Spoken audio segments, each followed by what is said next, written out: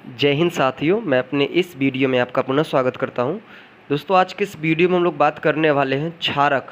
क्षारक किसे कहते हैं, तो आइए शुरू करते हैं। देखिए, क्षारक की अगर आप नॉर्मल परिभाषा देना चाहें तो आप ये कह सकते हैं कि वे पदार्थ जिनका स्वाद कड़वा होता है, साथ ही साथ वो लाल लिटमस पेपर को नीला करने की प्रवृत्ति रखते हों, तो ऐसे पदार्थ को हम क्षारक कहते हैं। तो क्षारक हम उन पदार्थों को कहेंगे कि क्षारक वे पदार्थ होते हैं जिनका स्वाद जो होता है वो कड़वा होता है, साथ ही साथ जो लाल लिटमस पेपर को नीला कर देते हैं उन्हें हम क्षारक कहते हैं। और क्षारक में सबसे अच्छा एग्जाम्पल आता है साबुन। तो साबुन जो होता है ये एक क्षारक प्रवृत्ति का होता है, क्योंकि जो साबुन होता है वो स्वाद में कड़वा होता है। अगर लाल लिटमस पेपर को अगर हम साबुन के संपर्क में लाते हैं तो वो नीला हो जाता है, तो हम साबुन को क्षारक कह सकते हैं। तो वे पदार्थ जो स्वाद में कड़वे होते हैं, साथ ही साथ लाल लिटमस, ध्यान देना है क्योंकि अम्ल जो होता है वो नीले लिटमस पेपर को लाल कर देता है, और जो क्षारक होता है वो लाल लिटमस पेपर को नीला कर देता है। तो स्वाद में कड़वा होना चाहिए, साथ ही साथ लाल लिटमस पेपर को नीला कर देना चाहिए। अगर ऐसी प्रवृत्ति कोई रखता है तो उसी को हम लोग कहेंगे क्षारक। और एग्जाम्पल में आपका साबुन आता है। अब बात, ये तो मैंने नॉर्मल परिभाषा बताया आपको क्षारक की। अगर हम वास्तविक देखें तो रसायन विज्ञान के अनुसार देखें कि क्षारक की परिभाषा क्या होगी, तो आर्हेनियस सिद्धांत के अनुसार, आर्हेनियस एक वैज्ञानिक थे जिन्होंने क्षारक की परिभाषा को दिया है। तो इनके अनुसार हम क्षारक उसे कहेंगे वे रासायनिक पदार्थ जो जल में वियोजित होकर ऋणावेशित आयनों के रूप में केवल हाइड्रोक्साइड आयन, अर्थात कहने का मतलब OH नेगेटिव देते हैं, उन्हें हम क्षारक या भस्म कहते हैं। तो आर्हेनियस सिद्धांत के अनुसार वे रासायनिक पदार्थ जो जल में वियोजित होकर ऋणावेशित आयनों के रूप में केवल हाइड्रोक्साइड आयन अर्थात OH नेगेटिव देते हैं, उन्हें हम क्षारक या भस्म कहते हैं। आइए नोट पॉइंट देखते हैं। नोट पॉइंट में क्या है, वे क्षारक जो जल में घुलनशील होते हैं उन्हें हम क्षार कहते हैं। अतः सभी क्षार क्षारक होते हैं, किंतु सभी क्षारक क्षार नहीं होते। अर्थात कहने का मतलब हम ये कह सकते हैं, देखिए यहाँ पे क्षार और क्षारक को, क्योंकि ये होता क्या है कि बच्चे अक्सर गलत समझ जाते हैं, उनको लगता है कि क्षारक और क्षार एक ही चीज़ है। ऐसा बिल्कुल नहीं है। देखिए, वे क्षारक जो जल में घुलनशील अर्थात जल में घुल जाते हैं उन्हें हम क्षार कहते हैं। और देखिए, सभी क्षार यानी जो सभी क्षार होते हैं वो क्षारक होते हैं, अर्थात क्योंकि जो क्षार का निर्माण होता है वो क्षार को डिसाइड जो किया जाता है वो क्षारक से ही डिसाइड किया जाता है। तो सभी क्षार क्षारक होते हैं, परंतु सभी क्षारक क्षार नहीं होते। एग्जाम्पल की बात करें तो क्षार में साबुन आ जाता है, क्योंकि साबुन क्या होता है, ये जल में घुलनशील है, क्योंकि आप साबुन को आप जल में डालिए, देखिए पूरी तरह से उसमें गल जाता है। तो सभी जो क्षार होते हैं वो, सभी क्षार जो हैं वो क्षारक होते हैं, परंतु सभी क्षारक क्षार नहीं होते। अर्थात आप मतलब समझ गए होंगे। अब आइए हम लोग बात करते हैं क्षारकों के प्रकार। तो क्षार बेसिकली दो प्रकार के होते हैं, जैसे अम्ल दो प्रकार के होते हैं, प्रबल अम्ल और दुर्बल अम्ल, ठीक उसी तरह क्षारक भी दो प्रकार के होते हैं। तो आइए हम लोग बात करने वाले हैं, क्षारक दो प्रकार के होते हैं, प्रबल क्षारक और दुर्बल क्षारक। तो देखिए, हम लोग प्रबल क्षारक उसे कहेंगे वे क्षारक जो जल में पूर्णतया वियोजित होकर हाइड्रोक्साइड आयन देते हैं, उन्हें हम प्रबल क्षारक कहते हैं। एग्जाम्पल की बात करें तो पोटेशियम हाइड्रोक्साइड, सोडियम हाइड्रोक्साइड, और ये कुछ एग्जाम्पल में BaOH3, OH का होल ट्वाइस आदि। देखिए यहाँ पे एक हमने रासायनिक अपक्रिया करके भी दिखा रखा है। देखिए, पोटेशियम हाइड्रोक्साइड से अगर आप क्रिया करेंगे तो पोटेशियम में प्लस प्लस OH नेगेटिव, यानी दो खंडों में टूट जाएगा। तो ये आपका होता है प्रबल क्षारक। अब बात करते हैं दुर्बल क्षारक। तो जो दुर्बल क्षारक होते हैं हम कहेंगे वे क्षारक जो जल में पूर्णतया वियोजित नहीं होते हैं, उन्हें हम दुर्बल क्षारक कहते हैं।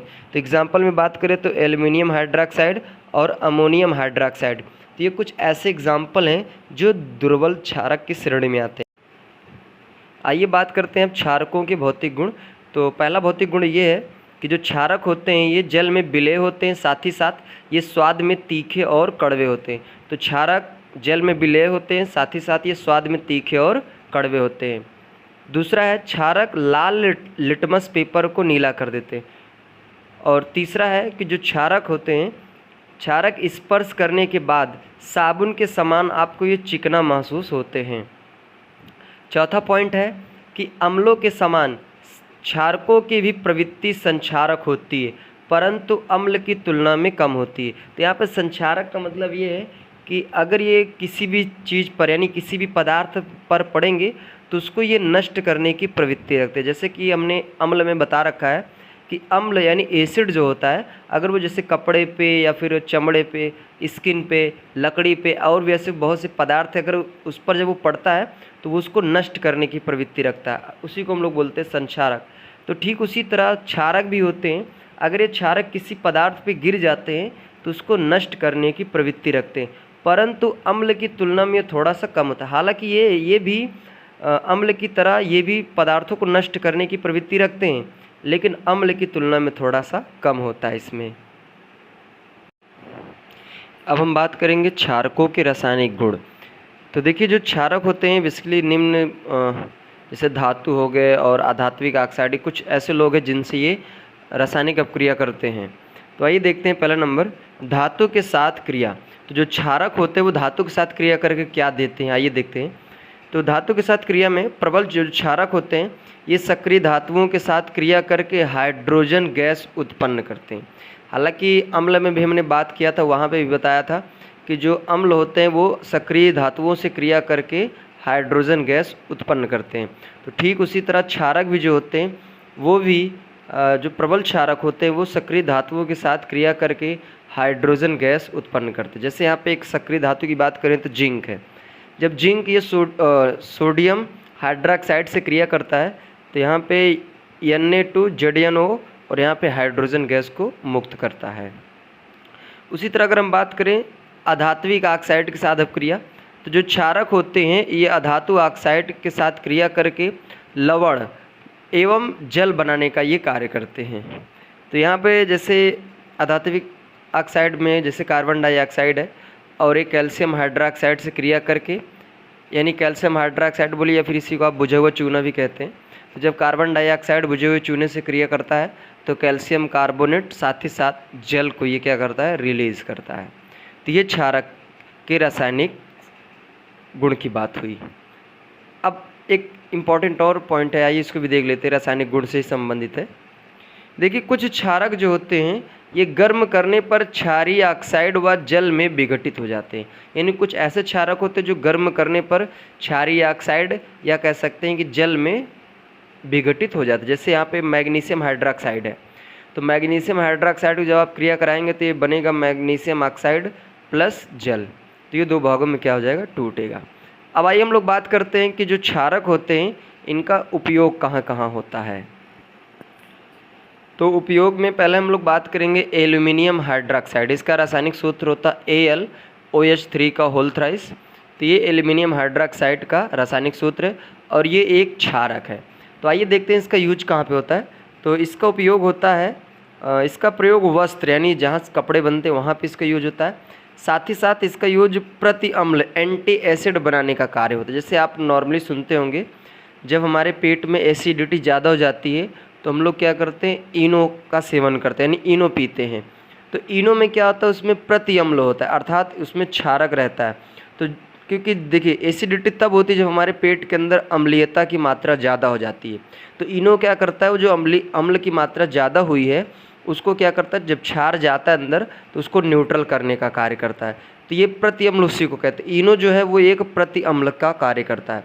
तो एल्यूमिनियम हाइड्रोक्साइड इसका प्रयोग वस्त्रों में होता है और साथ ही साथ इसका उपयोग प्रति अम्ल एंटी एसिड बनाने में इसका काम किया जाता है। एग्जाम्पल में आप समझ सकते हैं इनो।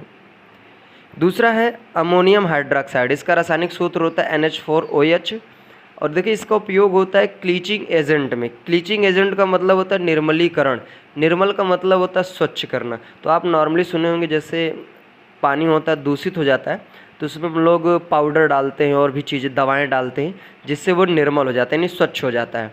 तो वहाँ पे हम लोग अमोनियम हाइड्रोक्साइड को डालते हैं। तो यहाँ पे इसका उपयोग क्लीचिंग एजेंट यानी निर्मलीकरण में किया जाता है और साथ ही साथ अमोनिया लवण बनाने में इसका यूज होता है अमोनियम हाइड्रोक्साइड का। नेक्स्ट बात करते हैं सोडियम हाइड्रोक्साइड। तो सोडियम हाइड्रोक्साइड का सूत्र होता है NaOH और इसका प्रयोग होता है साबुन बनाने में, धावन पाउडर के निर्माण में, रेयान के निर्माण में तथा कागज़ व लुगदी के निर्माण में इसका उपयोग होता है। तो सोडियम हाइड्रोक्साइड इसका सामान्यतः साबुन धावन सोडा के निर्माण में, रेयान के निर्माण में तथा कागज़ व लुगदी के निर्माण में इसका यूज होता है। लास्ट बात करते हैं इसका यूज, कैल्शियम हाइड्रोक्साइड। तो कैल्शियम हाइड्रोक्साइड का रासायनिक सूत्र होता है CaOH का होल ट्वाइस। इसका प्रयोग होता है चमड़ा उद्योगों में और खारे जल को मृदुल बनाने में और ब्लीचिंग पाउडर में इसका यूज होता है। हालांकि आपने ब्लीचिंग पाउडर का नाम सुन रखा होगा।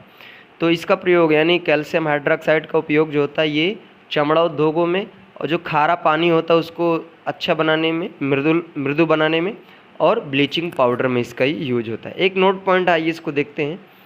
देखिए जो टूथपेस्ट अर्थात जिसको हम आम बोलचाल भाषा में मंजन कहते हैं, मंजन, तो टूथपेस्ट ये जो होता है ये हल्का सा क्षारीय होता है। इसी कारण यह दांतों के चारों ओर अम्ल के अधिक को उदासीन कर देता है। नॉर्मली आप देखते होंगे जब सुबह सुबह उठते होंगे तो आप कभी जीभ से अपने दांत को टच करिए तो आपको बड़ा अजीब सा महसूस होता है। तो इसका मतलब ये है कि हमारे दांतों में अम्लीय की मात्रा ज़्यादा हो जाती है। तो जब अम्लीयता की मात्रा ज़्यादा होती है तो उसको हमको न्यूट्रल करना पड़ता है। तो इसीलिए हम लोग सुबह सुबह मंजन करके उसको न्यूट्रल कर देते हैं। उसके बाद जब हम लोग उसको जीभ से अपने दांतों को टच करते हैं तो हमको बड़ा अच्छा फील होता है। तो ये जो टूथपेस्ट होता है ये एक क्षारीय प्रवृत्ति का होता है।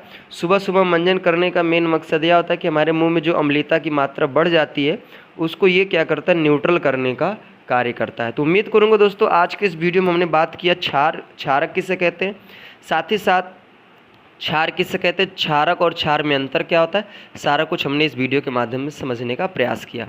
उम्मीद करूंगा ये वीडियो आपके लिए काफ़ी हेल्पफुल रहा होगा, चीज़ें समझ में आई होगी।